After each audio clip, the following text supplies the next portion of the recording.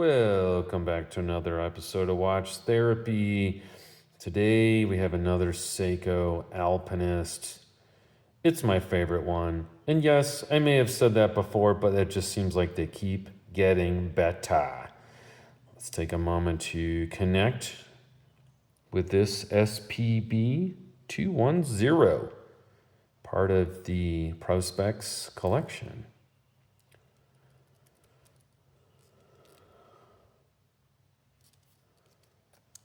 Take it off here. This watch is for sale at Tick Tock shop. I'll put a link in the description. You better buy it before I do. There's the retail price.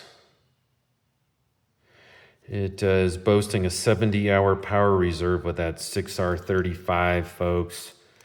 It is all that. I love it. Let's get a little closer.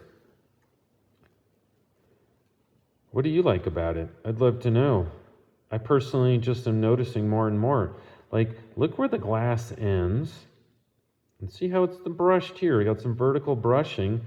But before that, they put a very thin polish all the way around the bezel area. You see that?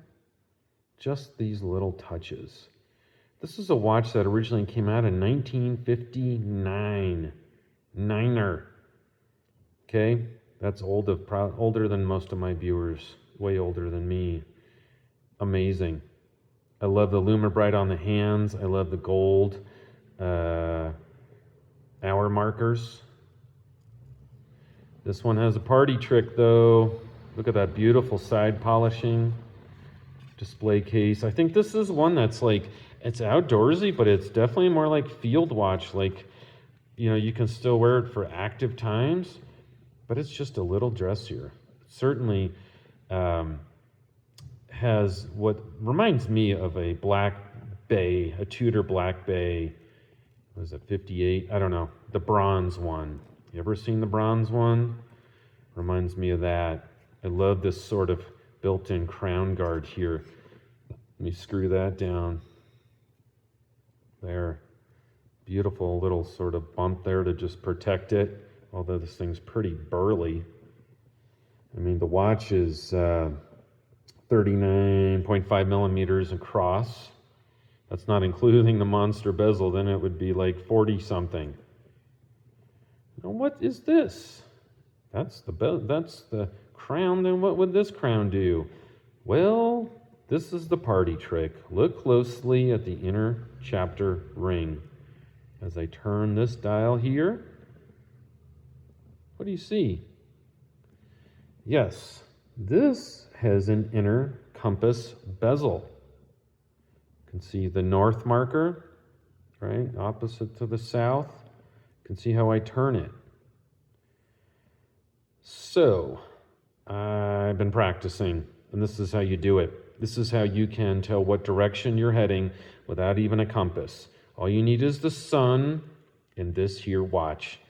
Could save your life. Bear Grylls can't even say that. You're supposed to lay it flat. I think that would be hard to do with this really nice buckle system. Right, like that, right? It's just going to flop over. You're supposed to lay it flat on the ground. Imagine that you could. Imagine that it is. And then you take the hour marker and point it towards the sun. Okay? Let's say the sun is roughly that in that direction, the direction the hour marker is pointing to. Point that at the sun, put it on the ground. Don't turn the watch, right? You turn this. And then put it on the ground, pointing at the sun, and then you adjust the chapter ring so the south marker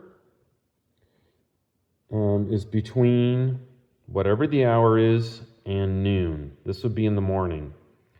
So I'm going to turn this, maybe go this way. Well, we're on north. I'm going to turn it. Find the south. There it is. I'm going to put the south between the hour marker and noon. Thereabouts, right there. Then I will know my southerly direction. I could shoot an azimuth that way. I know which way is north. And just by where I am right now here in Colorado, I know that this is accurate. I can tell just by where I'm standing. Now, it is not precise to the degree, each degree, but it will allow you to keep a constant bearing if you're walking in an unknown area. You can keep a constant bearing towards the south or whatever direction you believe will extract you. Amazing. Inner compass bezel. Like a chapter ring, I guess you would say. Let's move on to some of the other cool features. It's got a cyclops. You can definitely see the number 1 there. Very nice. Just some beautiful finishing on it. I think this leather strap will break in. It's a little stiff. It's also really thick, right? It's meant to survive, right, and mold to your wrist, which I am sure it will. I'd like the slow movement. You can't get much slower of an automatic. Look at that thing, 21,600. Bum, bum, bum, bum, bum, bum, bum, bum. Slow, but it's got a beautiful movement to it. I like that you can see it. It's about the opposite of a high beat, the opposite. I loved how it looked on wrist. Wouldn't you agree? My left wrist is a little bigger than my right. It comes just below 7 inches. I have this a little bit tight, but there it is. I think it looks great. I think it's just could be used for so many different situations. I could see this being almost like a one watch collection, right? Because it is great looking. It's somewhat dressy. It's definitely made for the outdoors. It's got 200-meter water resistance as well. And then also all important end to end, the measurement. So this is 39.5, but from end to end, I think is actually more important as far as this is the right size for my wrist, and that's 46.4 millimeters. You could see it's well inboard of my wrist, right?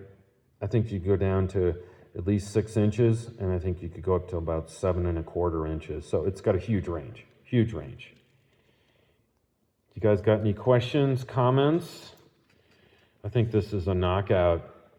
I really think it is. It's just, I love it, and it's a little hard to tell, but that dial is green, dark green. It's definitely not coming out. I can see that.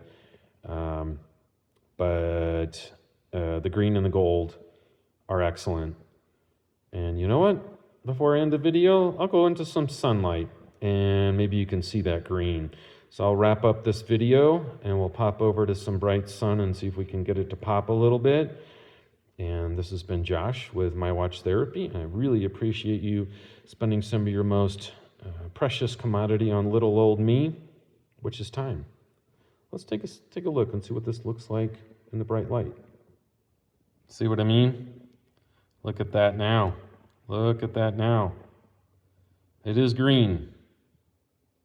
Beautiful. Have a great rest of your day.